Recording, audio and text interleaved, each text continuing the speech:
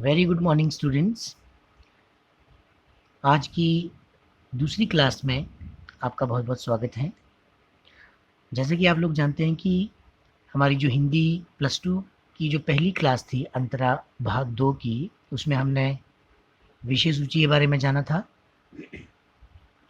आज हम हमारे जो आधुनिक कवि श्री जयशंकर प्रसाद जी हैं, उनकी जो पहली कविता है उसके बारे में जानेंगे। तो उनकी जो पहली कविता है वो है देवसेना का गीत। जैसा कि इसकी जो थोड़ी सी पृष्ठभूमि जो है वो यहाँ पर दी गई है, वो आपके सामने मैं रख रहा हूँ, तो आप देखिएगा इसे। तो पहले हम समझते हैं देवसेना के गीत के बारे में, इसकी पृष्ठभूमि क्या थी। यहाँ पर दिया गया है कि देवसेना का गीत प्रसाद कौन है यहाँ पर? जयशंकर प्रसाद जी जो कवि हैं, उनके स्कंदगुप्त नाटक से लिया गया है। देवसेना जो है वो मालवा के राजा, मालवा जो है वो एक रियासत हुआ करती थी, तो वहाँ के राजा बंधु वर्मा की बहन है। और हूणों के आक्रमण से, हूण जो थे वो एक बड़ी बर्बर जाति थी जिन्होंने आर्यवर्त के ऊपर भी जो है वो आक्रमण किया था। और ये बड़ी बर्बर जाति के लोग होते थे। बर्बर जाति के कहने का मतलब ये हुआ कि ये लोग जो थे वो किसी पर भी, बच्चे पर, औरत पर, बूढ़ों पर जो है वो अटैक करने से कतराते नहीं थे। ठीक है, तो ये हूण लोग जो थे, जब इनका भारत पर आक्रमण हुआ था तो हमारे जो साउथ इंडिया के कुछ एक जो राजा थे, उन्होंने बड़ी वीरता के साथ इनका मुकाबला भी किया था। तो यहाँ पर जो कह रहे हैं यहाँ पर कि हूणों के आक्रमण से आर्यवर्त संकट में है और बंधु वर्मा सहित उस परिवार के सभी लोगों को वीर गति प्राप्त हुई। अब कहने का मतलब ये हुआ कि मालवा के जो राजा थे और उसके जो वंशज मैक्सिमम जो थे, अब जब तक की बात होती है हूणों का अटैक था, हूणों के अटैक के समय जो है वो बंधु वर्मा के सहित उसके जितने भी जो परिवार के जो लोग थे वो लगभग वीर गति को प्राप्त हो चुके थे। और केवल बची कौन थी? बंधु वर्मा की बहन। बची हुई देवसेना भाई के स्वप्नों को साकार करने के लिए और राष्ट्र सेवा का व्रत लिए हुए है। अब कहने का मतलब क्या हुआ कि जो देवसेना है, अब उसको अपने भाई के सपनों को साकार करना था। और उसके भाई का सपना यही था कि आर्यवर्त, आर्यवर्त किसे कहा गया है? भारत को। भारत का जो प्राचीनतम नाम है वो आर्यवर्त है। तो वो आर्यवर्त की सेवा में बंधु वर्मा ने जो है वो अपने प्राण गंवा दिए थे। तो देवसेना जो है वो उसी सपने को साकार करने में लगी हुई है। उसने अपनी जो जीवन काल में जो भी उसने आनंद प्राप्त किए, जो भी उसने नए सपनों को सजाया और भविष्य में जो भी उसका जीवन होना था, उसने उस जीवन को त्याग दिया। किसके लिए? राष्ट्र की सेवा के लिए। तो जीवन में देवसेना को, अब देखो क्या होता है कि ये एक देवसेना की लाइफ का बहुत ही इम्पोर्टेंट पार्ट है कि जीवन में देवसेना को स्कंदगुप्त की चाह थी। स्कंदगुप्त जो था वो गुप्त वंश का 8वां राजा था। ठीक है, समझ रहे हो ना मेरी बात? तो अब 8वें राजा जो था, इस 8वें राजा को धन कुबेर जो थे वो मालवा का ही था, एक व्यक्ति था, उसकी एक बेटी हुआ करती थी विजया। स्कंदगुप्त को विजया से प्रेम हो चुका था और वो उसी के स्वप्न देखा करता था। लेकिन दूसरी तरफ जो बात कर रहे हैं हम किसकी? देवसेना की। देवसेना जो है वो भी किसी समय में स्कंदगुप्त को चाहती थी। देखो कैसी विडंबना है, देवसेना जो है वो स्कंदगुप्त को चाहती थी, लेकिन स्कंदगुप्त जो था वो मालवा के धनकुबेर की जो बेटी थी वो विजया को चाहता था। तो जीवन के अंतिम मोड़ पर अब देखो क्या है कि देवसेना की उम्र जो है वो काफ़ी ज़्यादा बीत चुकी है। राष्ट्र की सेवा में, देश सेवा में और अपने लोगों की रक्षा और सेवा में उसकी उम्र जो है वो काफ़ी ज़्यादा बीत चुकी है। तो यही बात कही गई कि जीवन के अंतिम मोड़ पर स्कंदगुप्त देवसेना को पाना चाहता है। देखो यही बात है कि स्कंदगुप्त जो था वो अपने यौवन काल में उसने देवसेना को ठुकरा दिया था और वो विजय से प्रेम करता था। लेकिन जब उसको ये मालूम पड़ता है कि देवसेना जो थी वो उससे प्रेम करती थी, तो फिर क्या हुआ? स्कंदगुप्त जो था अब अपने जीवन के अंतिम मोड़ में देवसेना को प्राप्त करना चाहता है, लेकिन देवसेना जो है अपने जीवन के सभी रस जिसे हम कहते हैं, अपने जीवन के सभी भाव, अपनी ज़िंदगी की जितनी भी जो खुशियाँ हैं, जितना भी जो प्रेम का आभास है, अब वो उसका त्याग कर चुकी है और वो पीछे मुड़कर जो है वो नहीं देखना चाहती। तो क्या होता है, किंतु देवसेना देखो क्या कह रहा है, किंतु देवसेना तब तक वृद्ध पर्णदत्त के साथ आश्रम में गाना गाकर भीख मांगती है। अब देखो यहाँ उसी के शासनकाल में एक कोई वृद्ध व्यक्ति बताया गया है जिसका नाम था पर्णदत्त। अब वो पर्णदत्त के आश्रम में रह रही है क्योंकि हूणों के अटैक से उसका जो राज्य जो है वो जर्जर हालात में है, उसका पूर्ण जो है वो अधिकार भी उसके ऊपर इतना नहीं रह चुका है। तो वो उसके पर्णदत्त के आश्रम में जो है वो गाना गाकर जो है वो भीख मांगती है, यानी उसकी ये स्थिति आ चुकी है कि उसको जो है वो भीख मांगनी पड़ रही है। मगर वो भीख कौन सी मांग रही है, इसका मतलब ये नहीं कि वो गरीब हो चुकी है और वो भिखारियों की तरह भीख मांग रही है। वो भीख मांग रही है अपने उस जीवन को प्राप्त करने के लिए जो कि वो स्वप्न ले रही है कि उसका यौवनावस्था जो है वो वापस आ जाए।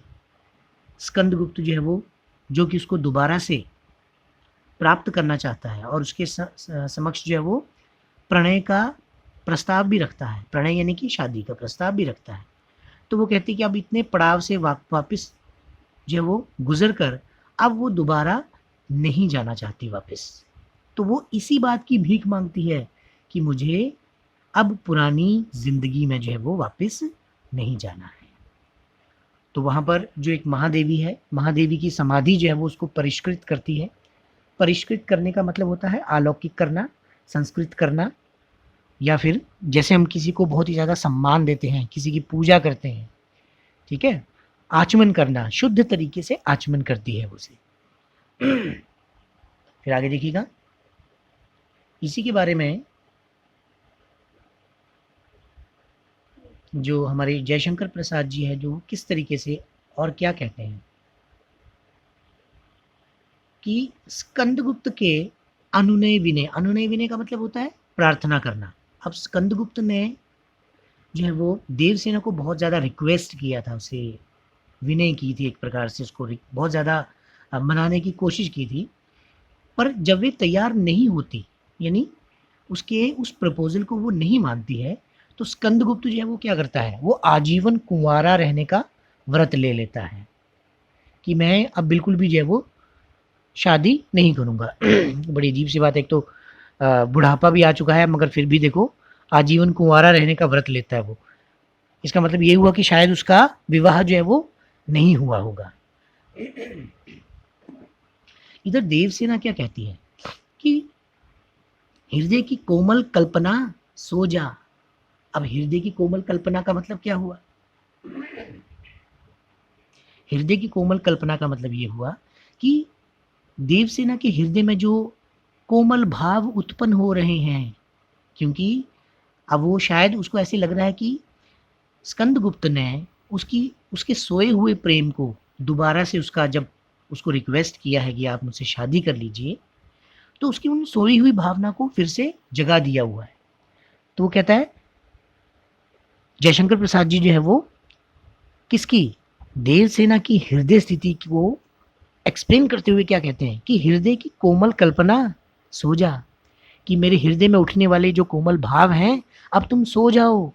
जीवन में जिसकी संभावना नहीं, जिसे द्वार पर आए हुए लौटा दिया था, उसके लिए पुकार मचाना क्या तेरे लिए अच्छी बात है। अब ये देखो, ये लाइनें जो हैं वो देवसेना की मनस्थिति को व्यक्त कर रही हैं कि एक समय था कि देवसेना को जो है वो अस्वीकार कर दिया गया था, उसके प्रपोजल को अस्वीकार कर दिया गया था, और अब उन्हें जो है वो स्कंदगुप्त उसके सामने जो है वो लौटा है। तो ये कहती है कि जीवन में अब दोबारा स्कंदगुप्त को प्राप्त करने की संभावना नहीं है, और उसके द्वारा आए हुए लौटा दिया था, यानी उसके प्रपोजल को जब लौटा दिया गया था, उसे मना कर दिया गया था, तो वो दोबारा से उसके पास जाकर जो है वो अगर जाती है तो ये उसके लिए अच्छी बात नहीं होगी। वो इसलिए क्योंकि उसका जो राष्ट्र के प्रति जो एक उद्देश्य है, अपने भाई के प्रति जो राष्ट्र सेवा का जो उद्देश्य है वो पूर्ण नहीं होगा। ये बात उसके लिए अच्छी नहीं होगी। और वो क्या कहती है कि आज जीवन के भावी सुख, यानी हम उसके जीवन का जो आगे आने वाला सुख है, आशा और आकांक्षा, सबसे मैं विदा लेती हूँ। अर्थात कि देवसेना जो है अपने जीवन के जितने भी जो सुख ऐश्वर्य, जो उसके मन भाव हैं, उसका प्रेम जो है, उस सब से वो अब विदा ले चुकी है। तब वे गीत गाती है। अब कहने का मतलब ये वही भिक्षा गीत है, आह वेदना मिली विदाई। देवसेना का गीत कविता में देवसेना अपने जीवन पर दृष्टिपात करते हुए अपने अनुभवों में अर्जित जो वेदनामय क्षणों को याद कर रही है, यानी अपने उन पुराने क्षणों को जो है वो याद कर रही है। तो जीवन के इस मोड़ पर, अर्थात जीवन संध्या की वेला में, वे अपने यौवन के क्रियाकलापों को याद कर रही है। जीवन संध्या का अर्थ क्या हुआ? जीवन की संध्या हो जाना, मतलब जीवन की समाप्ति के समय पर। अब वो पुराने बातों को जो है वो याद कर रही है, अपने प्रेम प्रसंगों को याद कर रही है। तो वे अपने यौवन के क्रियाकलापों को ब्रह्मवश किए गए कर्मों की श्रेणी में ही रख रही है। अब देखो वो क्या सोचती है कि उसके यौवन काल में जब वो बहुत सुंदर हुआ करती थी और कई उसके एडमायरर हुआ करते थे, उससे प्रेम प्रसंग का, उससे प्रणय करने का जो है वो प्रस्ताव रखा करते थे, तो वो कहती है कि वो जो सब बातें हुआ करती थी वो केवल मेरे प्रेम के भ्रम के वश में हुआ करती थी। अब वो उन सभी बातों को उसी प्रेम के भ्रम के वश में रखती है और उस समय की गई नादानियों के पश्चाताप स्वरूप उसकी आंखों से आंसू की असज्र धारा बहती जा रही है। देखो अब वो कितना ज़्यादा, इसको क्या कहते हैं कि इसको एक प्रकार से उस बीते हुए समय को नॉस्टैल्जिकली मतलब जैसे कि हम पुरानी किसी अच्छी बात को याद करते हैं और बहुत ही भावुक हो जाते हैं, तो वो भी बहुत भावुक होकर रो रही है। अपने आसपास उसे सबकी प्यासी निगाहें ही दिखाई पड़ती हैं। अब देखो वो याद करती है उस समय को जब वो सुंदर थी, जवान थी, और उसको ऐसे लगता था कि हर कोई जो है वो उसको पाना चाहता है। हर किसी की निगाहें जो है वो बड़ी प्यासी सी निगाहों से उसको देखते थे, लेकिन वह स्वयं को इनसे बचाने की कोशिश करती है। फिर भी जो उसके हाँ, वो कहते हैं कि फिर भी जो उसके जीवन की पूंजी है, सारी कमाई है, वे उसे बचा नहीं सकी। यानी उसकी वो जो यादें, जो प्रणय प्रसंग हैं, वो सभी उनको वो बचा नहीं सकी। यही विडंबना है, यही वेदना है। इसी बात के ऊपर जो है वो बहुत ज़्यादा वेदना अनुभव कर रही है, पीड़ा अनुभव कर रही है। वेदना होती है मन की पीड़ा। और यहाँ पर कह रहा है कि प्रलय स्वयं देवसेना की जीवन रथ पर सवार है। अब देखो बेटा, प्रलय क्या चीज़ है? प्रलय वास्तव में अगर देखा जाए, इसका जो एक जो शाब्दिक अर्थ जो अगर हम ढूंढें, तो वो हमारी प्रकृति में कई बार ऐसी आपदा आ जाती है, झंझावात, पानी का बहुत ज़्यादा उमड़ना, भूचाल होना, भूकंप होना, कहने का मतलब है ये सभी जो है वो प्रलय होते हैं। मगर यहाँ पर प्रलय जो है वो देवसेना के जीवन का उथल पुथल हो जाना है, उसके सारे के सारे स्वप्न का, उसके प्रेम का टूट जाना है, उसी को प्रलय कहा गया है। जयशंकर प्रसाद ने देखो बेटा इसमें कई बातें जो है वो, अब देखो प्रलय स्वयं देवसेना के जीवन रथ पर सवार है। अब प्रलय कैसे सवार हो सकता है? यहाँ पर इसको जो है वो मानवीकृत किया गया है प्रलय को। और भी कई ऐसी बातें हैं जिसमें जो मैं आपको बताऊंगा कि उसका पर्सोनिफिकेशन यानी उसका मानवीकरण कैसे किया गया है। तो प्रलय जो है वो स्वयं देवसेना के जीवन रथ पर सवार है। वे अपनी द्रुतमान दुर्बलताओं और हारने की निश्चितता के बावजूद प्रलय से लोहा लेती है। देखो वो डटकर सामना करती है, मगर ठीक है उस परिस्थितियों का सामना करती है। तो गीत के शिल्प में रची गई ये कविता, यानी जयशंकर प्रसाद जी ने गीत के रूप में जो शिल्प कला जो है उन्होंने जो रची है, ये वेदना के क्षणों में मनुष्य और प्रकृति के संबंधों को भी व्यक्त करती चलती है। जो मनुष्य और प्रकृति के बीच में जो संबंध है वो भी इस कविता में व्यक्त किए गए हैं। तो ये था प्री रिक्विजिट देवसेना के गीत के बारे में। तो आइए हम देवसेना का गीत कविता का जो है वो वाचन भी करते हैं, इसका आनंद भी लेते हैं, आपको बहुत अच्छा लगेगा। तो ये देखिएगा देवसेना का गीत। कहते हैं कि आह वेदना मिली विदाई, मैंने भ्रमवश जीवन संचित मधुकरियों की भीख लुटाई। देखो कितनी विडंबना है। जयशंकर प्रसाद जी जो है वो देवसेना की उस मनस्थिति का जो है वो वाचन कर रहे हैं, व्याख्यान कर रहे हैं, जब देवसेना को जो है वो ऑफर किया जाता है स्कंदगुप्त के द्वारा कि तुम मुझसे प्रणय विवाह कर लो। तो अब राष्ट्र के प्रति समर्पित है तो उसको ये बात बड़ी दुख पहुंचाती है, बड़ा कष्ट पहुंचाती है ये बात। तो वो क्या कहती है? कहती है आह वेदना मिली विदाई।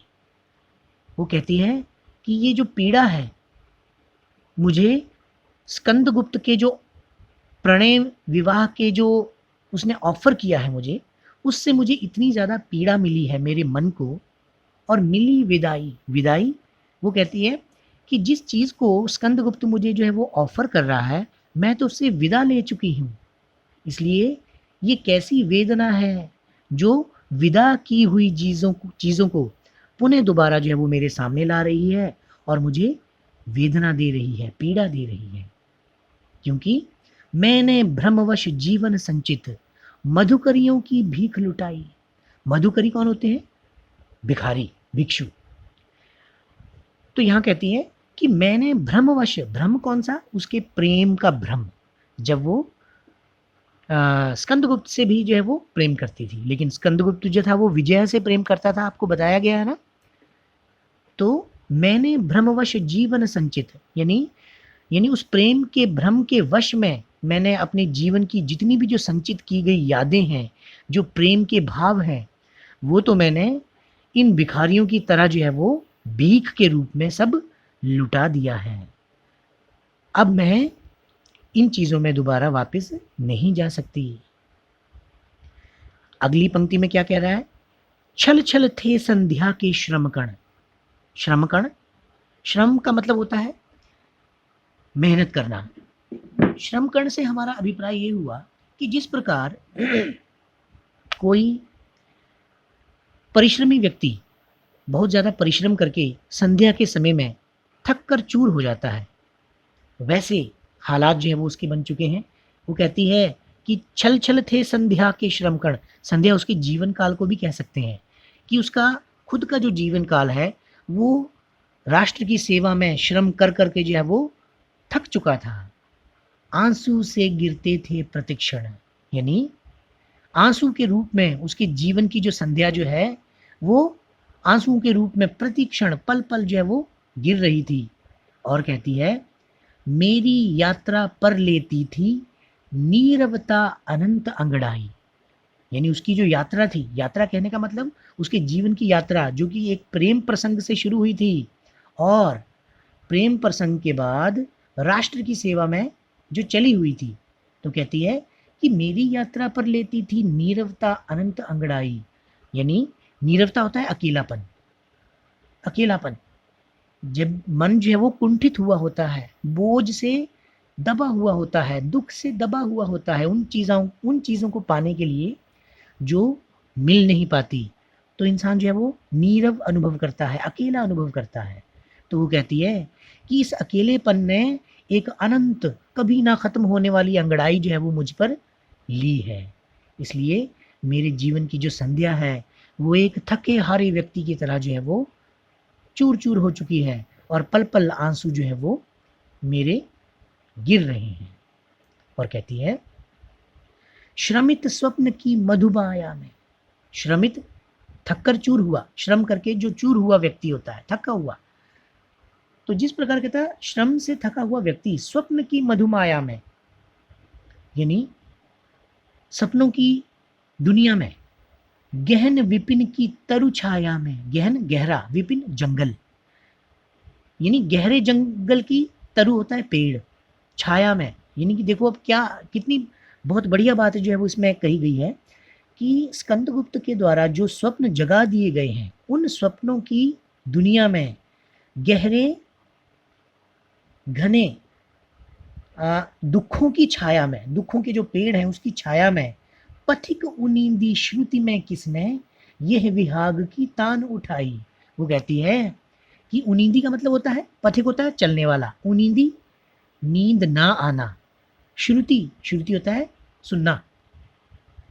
वो कहती है कि जब एक व्यक्ति को जब नींद नहीं आती है और वो अपने जीवन काल में चला हुआ है, तो वो कहती है कि इस जीवन काल में राष्ट्र सेवा के अलावा और कोई बात जो वो सुन नहीं सकती, तो इस स्थिति में किसने ये विहाग की तान उठाई। विहाग एक ऐसा गीत होता है, दुख का गीत होता है जो कि आधी रात में गाया जाता है, उसे विहाग कहा जाता है। ठीक है, रस बहुत होते हैं ना, जैसे मल्हार राग सुना होगा आपने, दीपक राग सुना होगा, भीम पिलासी सुना होगा, तो उसी तरीके से विहाग भी जो है वो एक राग है जो कि मध्य रात्रि में गाया जाता है। तो मध्य रात्रि में गाने का मतलब कि मध्य रात्रि में जब उसे नींद नहीं आती, तो स्कंदगुप्त के द्वारा एक प्रकार से ये कैसा विहाग की तान जो है वो उठा दी गई है, यानी एक कैसा प्रेम प्रसंग का दोबारा से ऑफर जो है वो कर दिया गया है, जिसे कि मैं अब स्वीकार नहीं कर सकती। फिर देखो क्या कहा है, वो कहती है लगी सतृष्ण दीठ थी सबकी, रही बचाए फिरती कब की, मेरी आशा आह बावली, तूने खोदी सकल कमाई। अब वो कहती है कि तृष्णा से भरी हुई, दीठ मतलब नज़र, सतृष्ण तृष्णा से भरी हुई, वो कहती है कि सबकी नज़र जो है वो मुझे तृष्णा की तरह जो है वो दिखाई पड़ती है, लेकिन फिर भी रही बचाए फिरती कब की, मैंने अपने आप को उनकी जो वासना से भरी निगाहों से अपने आप को कब से बचाए रखा है। और मेरी आशा आह, और कहती है कि मेरी जो उम्मीद है, उम्मीद यानी कि जो स्कंदगुप्त ने जो उसके मन में पैदा कर दी हुई है, वो कहती है कि आह बावली। अब बावली किसको कहा गया है, ये क्वेश्चन भी है आपको। वो कहती है कि बावली किसको संबोधित किया है, बावली संबोधित किया है उसने अपनी उन आशाओं को, उन उम्मीदों को, जो उम्मीदें स्कंदगुप्त ने देवसेना के मन में जगा दी हैं। तो वो कहती है कि ऐ मेरी आशा, तू बावली हो गई है, तू बौरा गई है, पागल हो चुकी है, तूने खो दी सकल कमाई, क्योंकि संपूर्ण जीवन भर में जो आज तक तूने जो कमाई की है, अपने उन प्रेम प्रसंगों की, अपने राष्ट्र की सेवा की, वो सारी की सारी कमाई तो तूने खो दी है। चढ़कर मेरे जीवन रथ पर, प्रलय चल रहा अपने पथ पर। आगे बात वही, वो कहती है कि मेरे जीवन के अंदर इतना प्रलय मचा हुआ है जो कि मेरे जीवन रथ पर चढ़कर जो है वो पथिक बन चुका है मेरे साथ। मैंने निज दुर्बल पद बल पर उससे हारी होड़ लगाई, यानी अपने दुखों के प्रलय से वो कहती है कि मैंने निज दुर्बल पद बल पर, निज अपना, दुर्बल कमजोर, पद पांव, पद बल का मतलब हुआ अपने पैरों की शक्ति, चलने की शक्ति पर। वो कहती है उससे हारी, किससे हारी, अपने उन दुखों से, अपने उन भावों से, अपने उस प्रेम से वो हार चुकी है। और लेकिन फिर भी होड़ लगाई, अब भी जो है वो उन वेदनाओं से, उन प्रेम की यादों से जो है वो अभी भी वो लड़ रही है, डटकर सामना कर रही है। तो वो कहती है कि ये प्रलय जो कि मेरे जीवन रथ पर सवार हो चुका है, मैं अपने दुर्बल पैरों के बल पर ही जो है वो, हालांकि उस प्रलय से हार चुकी हूँ, परंतु अभी भी उसका डटकर सामना कर रही हूँ। लौटा लो ये अपनी थाती, देखो क्या कहा गया है कि लौटा लो ये अपनी थाती, मेरी करुणा हा हा खाती, विश्व ना संभलेगी ये मुझसे, इससे मन की लाज गंवाई। देखो क्या कहा है, अब वो संपूर्ण विश्व को, पूरे संसार को संबोधित करती हुई देवसेना क्या कहती है, वो कहती है कि इस वक्त मेरे जीवन के सामने स्कंदगुप्त ने कई तरह की जो है वो उम्मीदें, थाती उम्मीदें होती हैं, थाती से कहा जाता है उम्मीद, प्रेम प्रसंग की, वो सामने रख दी हैं। लेकिन वो संपूर्ण विश्व को संबोधित करते हुए क्या कहती है, वो कहती है कि लौटा लो ये अपनी थाती, यानी अपनी ये जो उम्मीदें हैं, ये जो आकांक्षाएं हैं, इनको लौटा लो, वापस ले जाओ। मेरी करुणा हा हा खाती, अब मेरी जो करुणा है, मेरे मन की जो व्यथा है, वो हाहाकार कर चुकी है। मैं इन चीज़ों को अब दोबारा नहीं देख सकती। तो ए विश्व, ए दुनिया वालों, ना संभलेगी ये मुझसे, इससे मन की लाज गंवाई। वो कहती है कि अब ये प्रेम के भाव मुझसे नहीं संभलेंगे, क्योंकि इससे मेरे मन की जो लाज है, मेरे मन की जो लज्जा है, मेरे मन का जो सम्मान है, वो कहीं खो ना जाए। तो ये थी देवसेना की मनस्थिति, जो कि जयशंकर प्रसाद जी ने स्कंदगुप्त नाटक में से ली गई थी ये कविता। तो ये उन्होंने देवसेना के भावों को बड़े अच्छे ढंग से प्रस्तुत किया है। तो इसे आप देखिएगा, जो बात समझ में ना आए उसे बार बार सुनिएगा। तो देवसेना के गीत के जो कुछ एक क्वेश्चंस हैं वो इस तरीके से दिए गए हैं। ये देखो, पहला क्वेश्चन है, मैंने भ्रमवश जीवन संचित मधुकरियों की भीख लुटाई। इस पंक्ति का भाव स्पष्ट कीजिए। तो भाव वही है, इसको सुनिएगा आप, कि भ्रम के वश में, यानी जब यौवन काल में प्रेम के भ्रम के वश में उसके द्वारा जो भी जीवन में संचित किया गया था, अब तो वो भिखारियों की तरह भीख में उसने लुटा दिया है। तो इस पंक्ति का भाव ये होगा कि जो वर्तमान स्थिति है, वर्तमान स्थिति में देवसेना जो है वो वृद्ध हो चुकी है, लेकिन फिर भी राष्ट्र सेवा में लगी हुई है। लेकिन जब उसको स्कंदगुप्त का प्रेम प्रणय प्रसंग का जो ऑफर है, जब वो उसको याद दिलाता है उन पुरानी बातों को, तो वो याद करती है कि ये सारी की सारी बातें जो है वो भ्रम के वश में उसने जो अपने आज तक के जीवन में इकट्ठा की हुई है, वो सारी की सारी बातें जो है वो उसने भिखारियों की तरह लुटा दी हैं। यानी अब कहने का भाव ये हुआ कि अब वो उन पुरानी प्रेम की बातों को जो है वो विस्मृत कर चुकी है, भूल कर चुकी है, और अब उसकी जो जीवन पथ की जो लीला है वो राष्ट्र के प्रति समर्पित है। इसका भाव ये है। दूसरा क्वेश्चन है, कवि ने आशा को बावली क्यों कहा है? अब आशा बावली ही तो है, कैसे? आशा जो है वो कौन सी उम्मीद को रख रही है? आशा का संबंध दो बातों से है। एक आशा, वो किसकी आशा? पुराने प्रेम प्रसंगों की आशा, स्कंदगुप्त के साथ दोबारा जीवन जीने की आशा। और एक आशा वो जो कि देवसेना ने अपने भाई जो है वो भाई के प्रति जो है वो लगा कर रखी है, उसके सपने को साकार करने के लिए लगा रखी है। तो आशा को बावली ही तो कहा गया है कि एक तरफ भाई तू राष्ट्र सेवा के लिए समर्पित है और तू पागल हो गई है, तुम बावली हो चुकी है, जो अब दोबारा से स्कंदगुप्त के पीछे जो है वो लग पड़े। तो इसीलिए कवि ने आशा को क्या कहा है? बावली कहा है।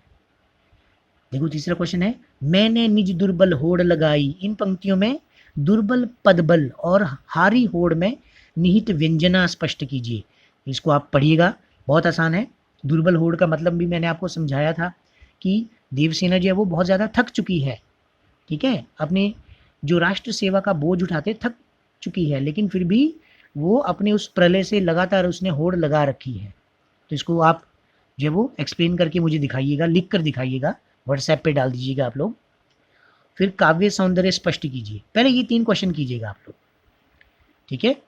तो आज हमने श्री जयशंकर प्रसाद की जो कविता है देवसेना का गीत, हमने उसको आज पढ़ा, उसको आज जाना, उसका हमने जो है वो, अगर आपको यदि कोई बात इसमें समझ नहीं आती है तो व्हाट्सएप ग्रुप में आपने कोई कमेंट जो है वो इसमें डालना है, ठीक है। ये जो वीडियो आप देख रहे हैं इसमें भी आप कमेंट जो है वो डाल सकते हैं। और मैं चाहूँगा कि इस चैनल को आप जो है वो सब्सक्राइब कीजिएगा, क्योंकि बहुत कुछ जो है वो इस चैनल में आपको मिलेगा। इसमें कुछ और भी कई बातें हैं, सिर्फ हिंदी से ही संबंधित नहीं होंगी, ज्ञान से संबंधित कई तरह की बातें होंगी जो आपके जीवन में जो है वो हमेशा साथ रहेंगी। मैं रहूँ ना रहूँ मगर ये चीज़ें जो है आपके सामने रहेंगी। आप जब जब भी जब इस चैनल को सब्सक्राइब करेंगे, मेरे चैनल का नाम है लक्ष्य ज्ञान ज्योति, तो आप इस लक्ष्य ज्ञान ज्योति के चैनल को ज़रूर देखिएगा यूट्यूब पर, और साथ में इस कविता को समझिएगा। नेक्स्ट कविता जो हम पढ़ेंगे, कॉर्नेलिया का गीत, उसको पढ़ने तक के लिए, तब तक शुभ दिवस, धन्यवाद।